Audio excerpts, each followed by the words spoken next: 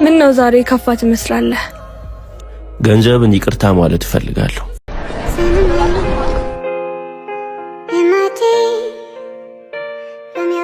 አልገባኝም። ገንዘብ ለካ ትልቅ ክብር ይገባዋል። እኔ ደግሞ ለገንዘብ የሚገባውን ቦታ ሰጠሁት እና አንድ የተረዳሁት ነገር ቢኖር ገንዘብ ከሌለሽ ማንም አይፈልግሽም፣ ሁሉም ይርቁሻል። ገንዘብ ከሌለሽ ትናቂያለሽ።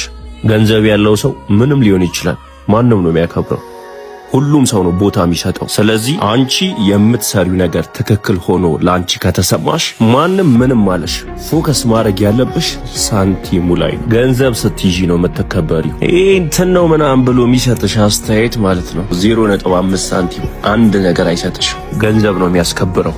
ቤቢዬ እኔ እኮ አልሰማ ብለኸኝ ነው እንጂ እኔ ፊክስ አደርገዋለሁ። አሁን በቃ ይደብርና ተነስ።